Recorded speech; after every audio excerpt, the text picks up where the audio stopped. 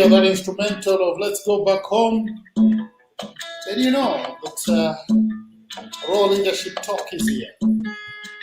Kind of discussions beginning from today together with Dr. Paul Kariuki all the way to the end of this month.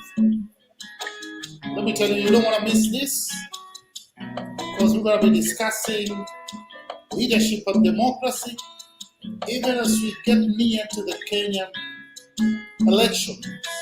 It's going to be happening on the August 9th this year. Where are you tuning in from? We'll be glad to connect with you. In a moment, we'll begin our discussion. Thank you very much for tuning in. My name is Dan Mugera, and I'm your God. Thank you. Bernadette Mundui is saying you're tuning in from Mombasa, Kenya, waiting to learn more about leadership. Thank you very much, Bernadette, for tuning in. Dr. Paul, it's been a while. How are you doing? Hey, I'm very well. Thank you. To be here back again on this platform and looking for a conversation. Wonderful. You are hanging a little bit, but I hope the sound will come out clear even as we go forward. And today we want to look at what is ethical leadership, its attributes, and traits of ethical leadership. This is such a wonderful topic in such a time as this. And I want to believe those who are tuning in on Facebook, on YouTube, and even those who are tuning in on LinkedIn, that they're going to benefit and even engage with us even as we continue with this wonderful discussion. Dr. Paul, what is really ethical leadership? Because I guess people are so much confused, especially in these times of popularity. We tend to think popularity is leadership, and popularity should make a person ethical enough, or we should disregard ethics because people are popular. And I hear a lot about people saying the voice of the people is the voice of God. I usually doubt that statement, but it's used a lot during political times. But maybe to open this discussion, what is ethical leadership? So, Brother Dan, I think firstly, I agree with you. This is a very important conversation at this point in time in our world generally, not just because of the elections that are coming up in our country, Kenya, but across the world, we are seeing an increasing levels of leadership deficit. And what has been termed as leadership is not being questioned, because what leaders do and what they say, they seem to be like East and West. And the basis of this kind of a conversation is to help us to start to grapple with the essential fundamental principles of leadership that make people or make individuals to be leaders. And according to Dr. John Maxwell, leaders are people who have a certain set of principles that make people want to follow them. You do not coerce people to lead. When a leader has to coerce people to lead, then it means actually they are not a leader. He puts it in simple words that leadership is full stop, is influence, nothing less and nothing more. And so if leaders don't have that level of consciousness, it means then they're doing something else other than leading. So in this context, when we talk about ethical leadership, we have come now from that moment of just saying people are leaders because they have certain influence. Now we are talking about ethics, because there is an element in society that is missing, that the whole world, where people find themselves in, are looking for in an individual to be, so that they can earn their permission to lead them. And so when we talk about ethical leadership, we are talking about these core sets of principles that make people want to follow a leader, and they want to associate with this individual because there is a set of common goods, common values for common good that people can relate with and people can respect, and therefore they are able to follow because there is something that is so powerful in that individual that resonates with the values of people. And so, having said that, you will then see in a terms that the concept of ethical leadership has gained momentum and traction in our world today, because we have seen this leadership decay in different aspects of our societal existence, from politics in leading nations to leading companies and even to leading homes and families. And so the concept is very much broad. It's not just restricted to one sector of our living, but it's actually a cross-cutting concept that cuts across all other sectors of our societal existence, and therefore the sets of principles that individuals or the public at large are looking for in an individual is what makes people think and believe that that individual is an ethical leader worth following. Thank you very much for that broad explanation of ethical leadership. And that quote by Dr. John Maxwell that leadership is influence, nothing more, nothing less. He actually said, if anyone thinks he's a leader, let him look behind and see whether there is anybody following.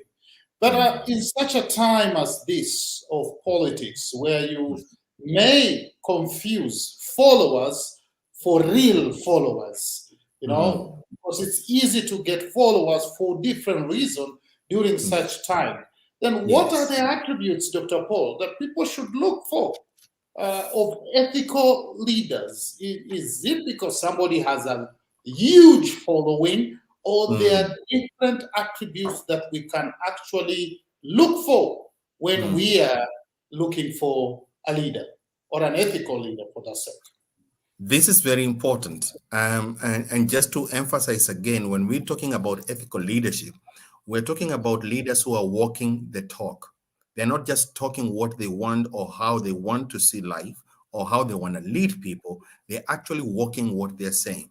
And this is where the difference comes in, because dependent on the context in which individuals are participating in a leadership context, whether it's in an organization or whether it's a societal leadership like in politics or in a corporate situation, there is something about individuals that needs to be matched with what they say and what they do.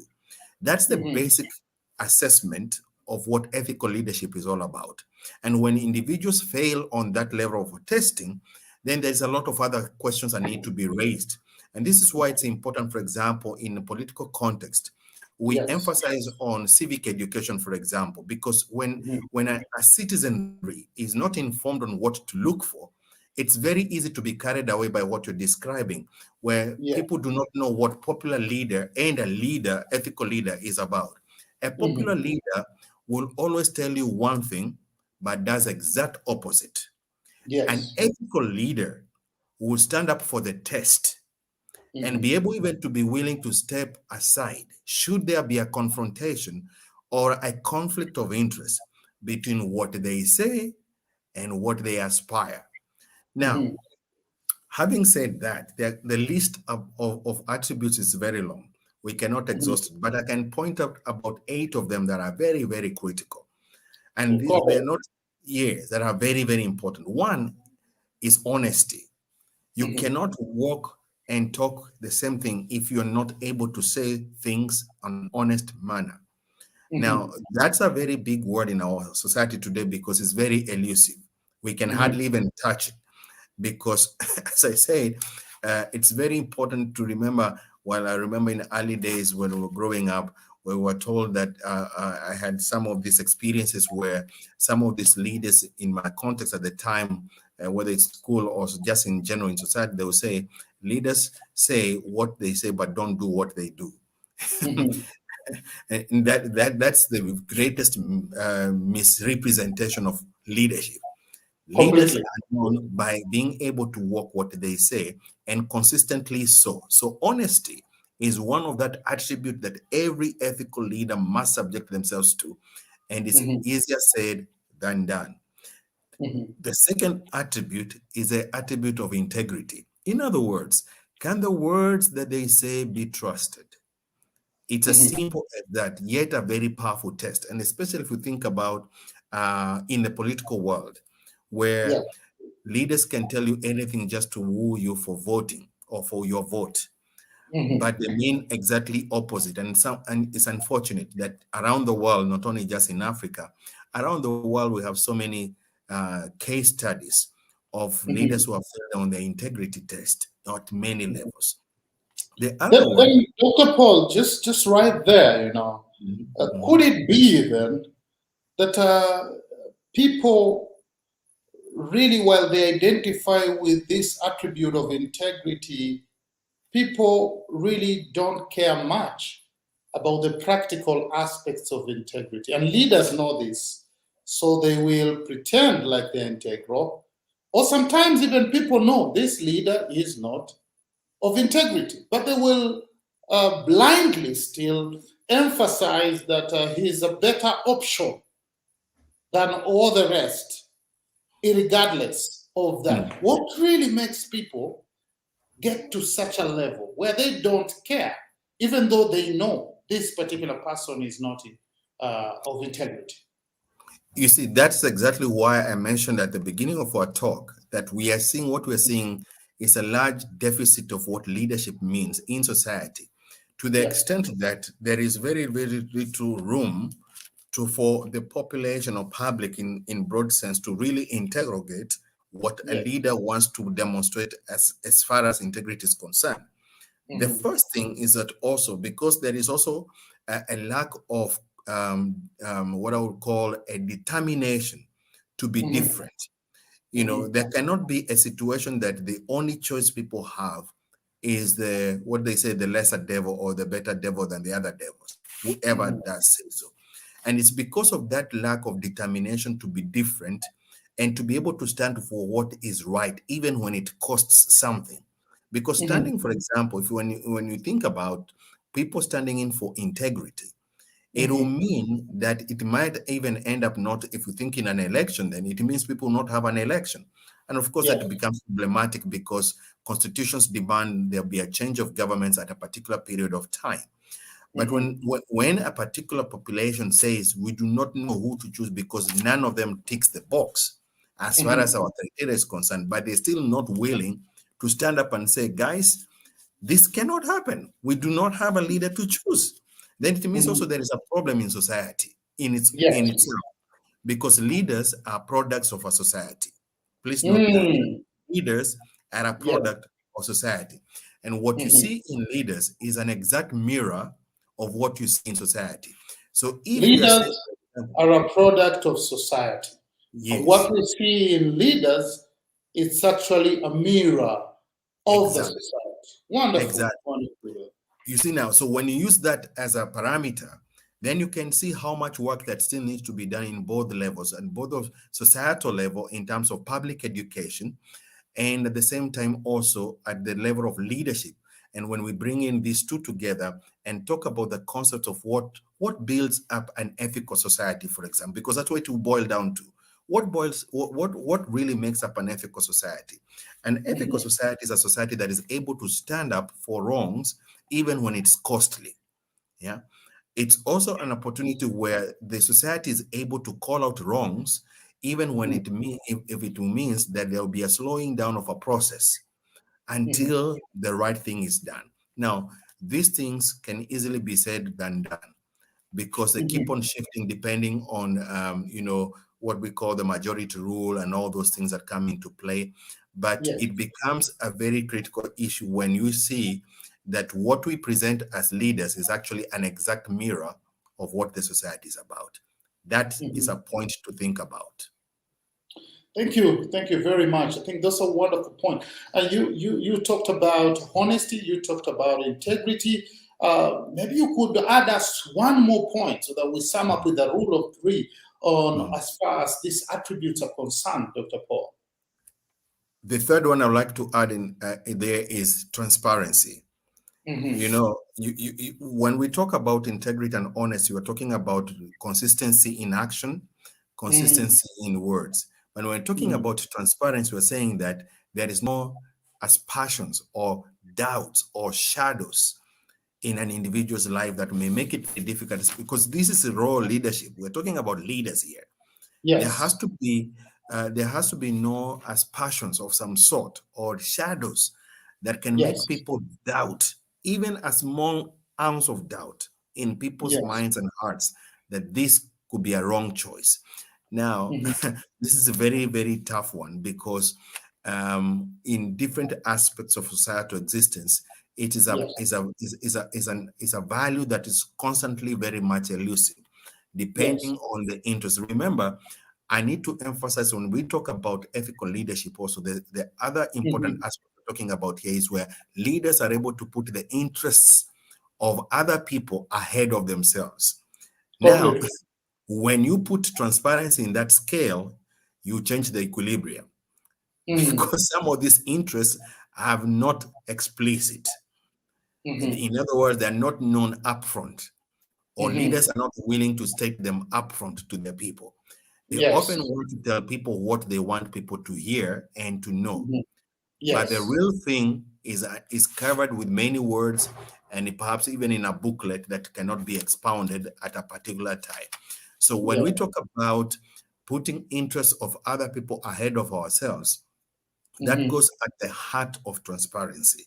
And if we Yes. use these as parameters to measure ethical leadership, you will Mhm. definitely see how much work that needs to be done in our society in general.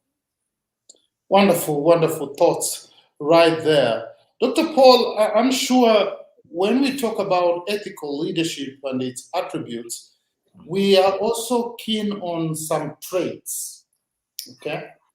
And I'm sure sometimes people confuse attributes and traits. Mm, Yeah. So maybe you mm. may want to start by telling people the difference between attributes and traits, and Yes. how traits are very important in the particular leaders that we follow. I'll put the explanation in this form for ease Mhm. of understanding. So the traits, the attributes we're talking about is actually the inner values of people that you cannot see them Mhm. visibly. You cannot touch it. But Yes. the trait is what you see. Hmm. Okay. We could say then attributes are more convictions issue. Exactly. You know, we talk about the Exactly. beliefs, Yes. the principles, they are The inside. principles. Yes. But Those are traits inside. are the application of those The attributes actions, the in actions, real yes, the life. applications of Mhm. those attributes. So if you understand it Mhm. that way, then there is no confusion. So you Yes. once you say that, then it makes it easier now to see when we talk about the traits, we are talking Yes. about actions that are based out of the convictions or the Hmm. inner values of an individual. So when Hmm. we talk about traits, then, for example, we'll talk about actions such as that ethical leaders lead by example. You do not Hmm. tell people what you cannot be able to show by yourself. You Yes. see, so if you think about the traits we've just spoken about now, the attributes we've Hmm. just spoken about honesty, about Yes. integrity, about transparency, how do you see them in practice? Is leading by example. Yes. Exactly, isn't it? And you're able to see that in a leader, that what they're telling people to say, then they're actually doing what they say. Yeah. Mm. You see, so you're putting that principle into action, and people are able to relate with it because they can see it, they can identify with it. You see, Hmm.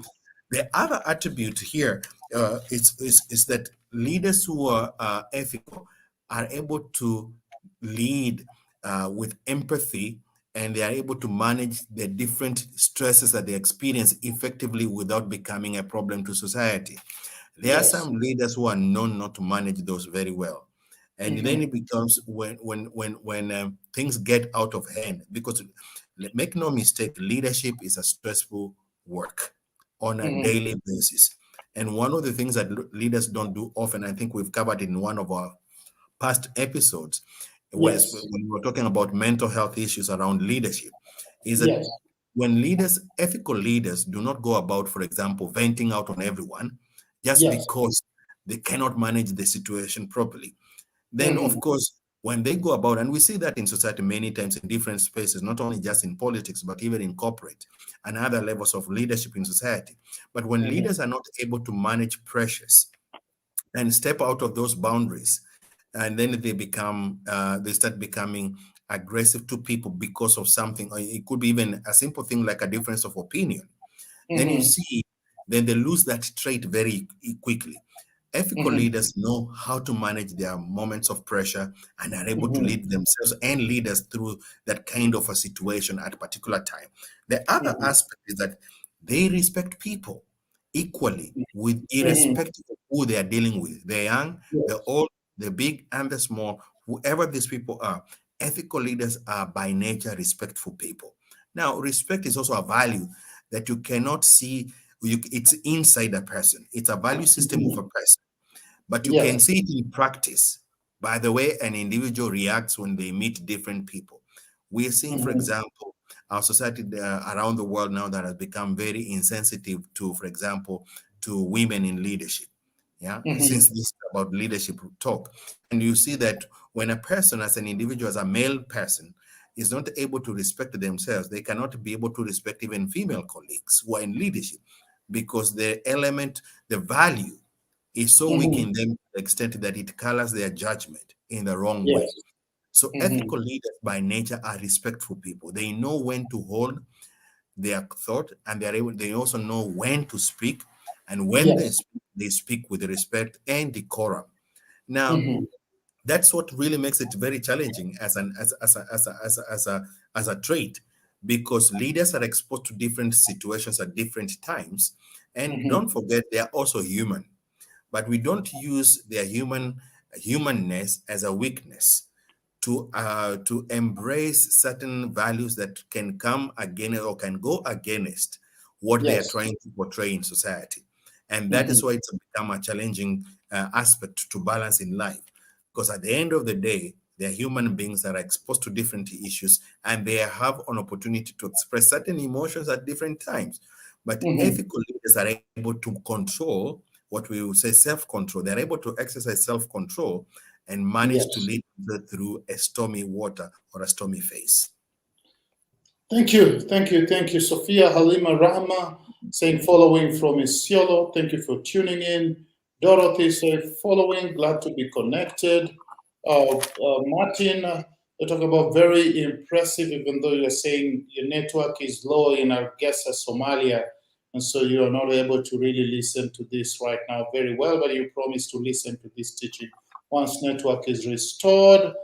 Nicasio from LinkedIn, you said values-driven leadership, trust, and authenticity. And Dorothy is asking a question here, which I think we have already explained. Is attributes same as values? And we said yes, attributes is same as values. It's what is within you. These are your conviction. Dr. Paul, this has been a wonderful discussion. I don't know, in 1 minute, what will be your parting shot, even as we bring this broadcast to an end? I would like to say this, that ethical leadership is a conscious decision and must be an intentional action on the part of a leader. It cannot be otherwise. Otherwise, it has become the aspect of society that we need desperately at this point in time around the world. We want to see and we want to follow leaders that do embrace values that resonate with people, values that actually share their ideals for common good, and values that do promote the sense of humanity that we want to see. We are seeing a leadership society that is littered with self-interest and greed, and all kinds of things that do spoil or contaminate what we want to see, a society that is able to look after itself consciously and sustainably. We want to see leaders that are able to exercise integrity, honesty, fairness, and being impartial, and are able to make this concept an intentional decision for their leadership journey. Wonderful, wonderful thoughts there. I mean, it can't get better than this. It can't get better than this. Ladies and gentlemen, it's going to be a month of so much information in relation to leadership and democracy. And who is better placed to explain this to us than Dr. Paul Karaoke of DDB, Democracy Development Program in South Africa. We are so proud to have you here, and so glad that you will be with us, taking us through leadership, and even democracy matters. Thank you very much for those who tuned in. Faith Mwangi say, following from Nairobi, a good topic indeed. And Bernardine, you say, self-ethical control individual as a leader. Amazing, amazing, amazing. Ladies and gentlemen, we are always glad to bring this to you from the Africa Center for Public Speaking, and we want to believe that you will have enjoyed this show today and that next Tuesday, you'll be right here with us for these powerful insights going forward. Thank you very much, and may God bless you.